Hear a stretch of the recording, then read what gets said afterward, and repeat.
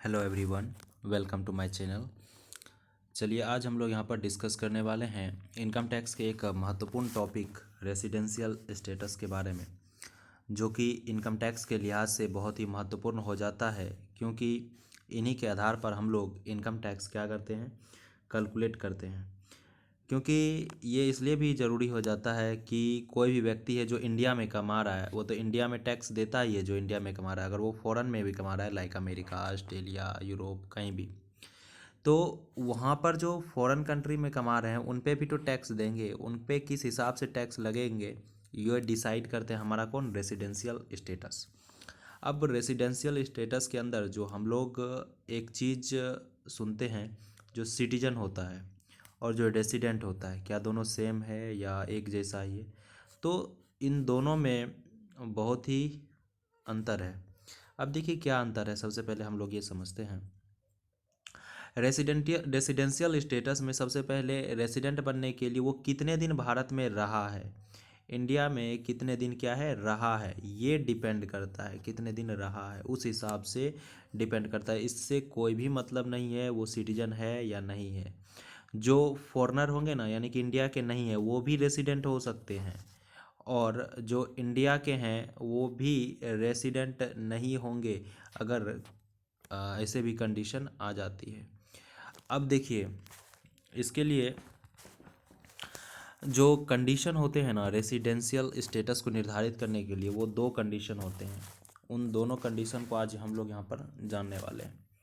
दो कंडीशन क्या हैं? पहला होता है बेसिक कंडीशन और दूसरा होता है एडिशनल कंडीशन। अब बेसिक कंडीशन के अंदर दो कंडीशन होते, बेसिक कंडीशन जो उसके अंदर कितने, दो कंडीशन, और एडिशनल के अंदर भी कितने कंडीशन होते हैं, दो। अब दोनों में है दो दो कंडीशन है। अब देखिए बेसिक और एडिशनल।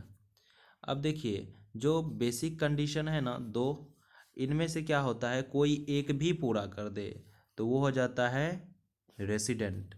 अगर इन दो कंडीशन में से, जो बेसिक कंडीशन है, इन दो कंडीशन में से अगर एक भी पूरा नहीं कर पाते तो फिर क्या हो जाएगा, वो नॉन रेसिडेंट। इन बेसिक कंडीशन के दो कंडीशंस कोई एक भी पूरा कर दिया, सॉरी, कोई दो में से दो कोई भी पूरा नहीं कर पाया तो वो हो जाएगा नॉन रेसिडेंट। अगर इन बेसिक कंडीशन के जो दो कंडीशन है उनमें से एक भी पूरा कर दिया तो वो क्या हो जाएगा, रेसिडेंट।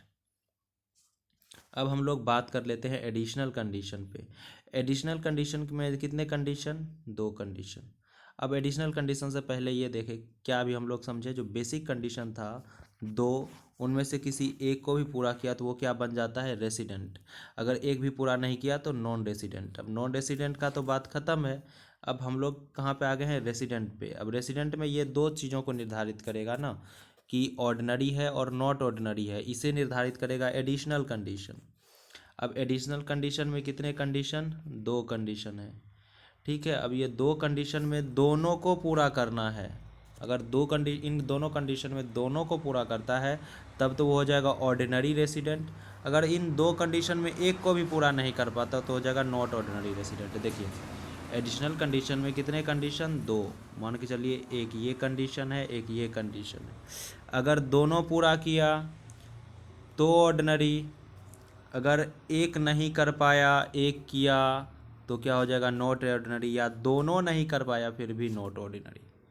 यहाँ पे सिर्फ एक ही बात है कि एडिशनल के दोनों पूरा करो तब तो ऑर्डिनरी, नहीं तो नॉट ऑर्डिनरी रेसिडेंट हो गए। ठीक है, हम लोग यहाँ तक समझ लिए, कोई दिक्कत आई होप कि नहीं हुई होंगी। अब हम लोग यहाँ पर समझने वाले हैं कि बेसिक कंडीशन जो हम लोग के थे, क्या थे, बेसिक कंडीशन और एडिशनल कंडीशन। इन्हें बताया ना, दो इसमें भी हैं दो इसमें भी हैं, तो ये दोनों कंडीशन आखिर है क्या। आइए अब हम लोग इस पर बात कर लेते हैं।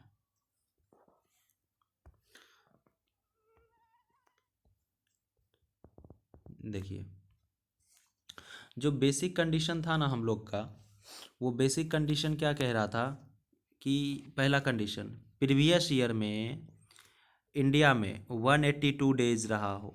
कितने दिन, प्रीवियस ईयर में 182 डेज रहा हो। और दूसरा कंडीशन कह रहा था कि प्रीसीडिंग रिलेवेंट प्रीवियस ईयर, या इसे हम लोग क्या बोल सकते हैं, इमीडिएटली प्रीसीडिंग ईयर। ठीक है, तो relevant previous year, preceding relevance previous year कितने, 4 वर्ष। इन 4 वर्षों में कितने दिन रहा हो इंडिया में, 365 दिन। कितने दिन, 365 दिन, और प्रीवियस ईयर में 60 दिन। ये दोनों होंगे, ये दूसरा कंडीशन में ये दोनों बातें पूरा करनी होंगे। रिलेवेंट प्रीवियस ईयर के 4 वर्षों में 365 दिन और प्रीवियस ईयर में 60 दिन। ठीक है, सबसे पहले हम लोग यहाँ पे देख लेते हैं कि रिलेवेंट प्रीवियस ईयर क्या होता है।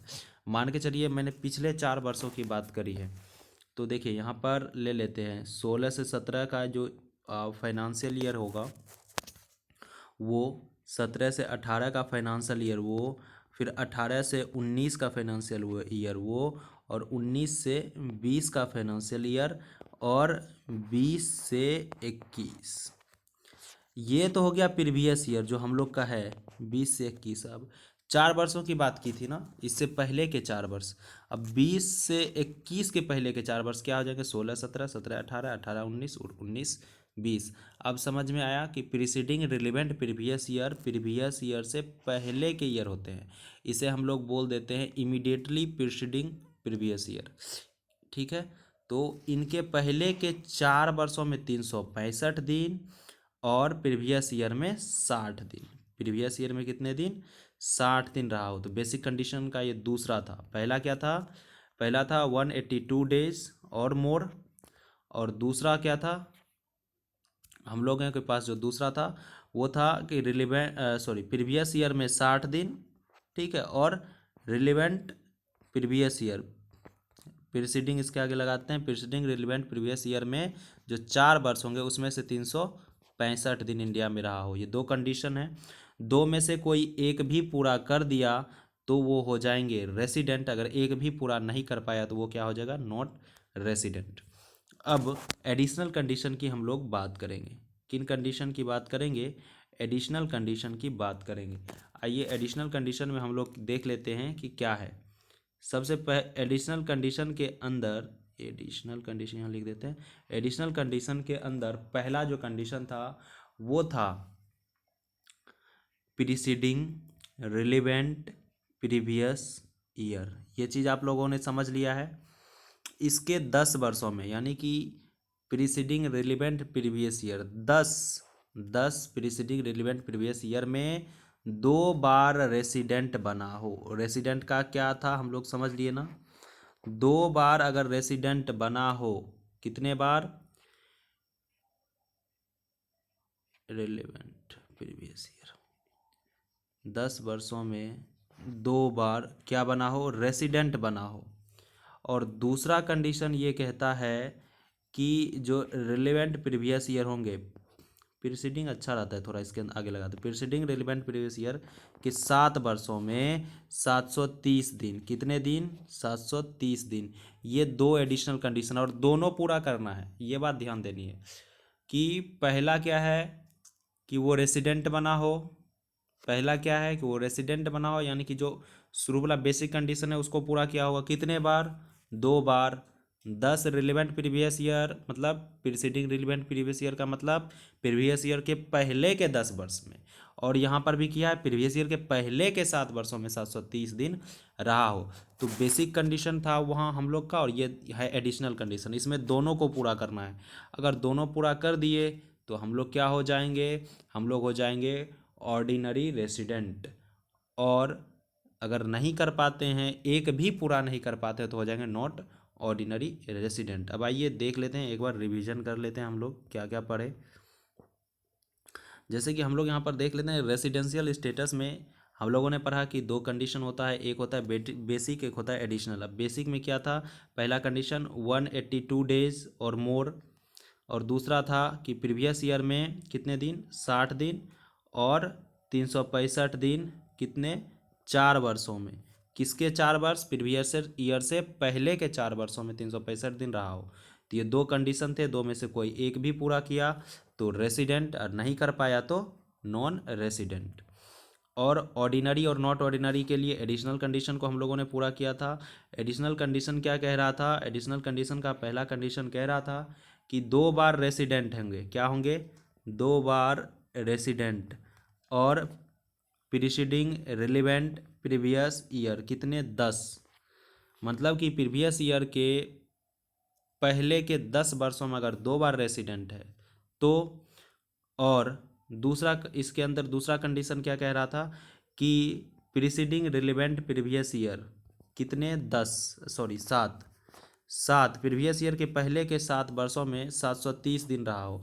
ये दोनों कंडीशन को पूरा करते थे तभी ऑर्डिनरी रेसिडेंट होते थे, और अगर नहीं कर पाए दो में से कोई तो नॉट ऑर्डिनरी रेसिडेंट हो जाते थे। आई होप कि आप लोगों को समझ में आ गया होगा कि रेसिडेंशियल स्टेटस में रेसिडेंट, नॉन रेसिडेंट क्या होता है, और रेसिडेंट के अंदर जब हम लोग आते थे एक ऑर्डिनरी और नॉट ऑर्डिनरी क्या होता है।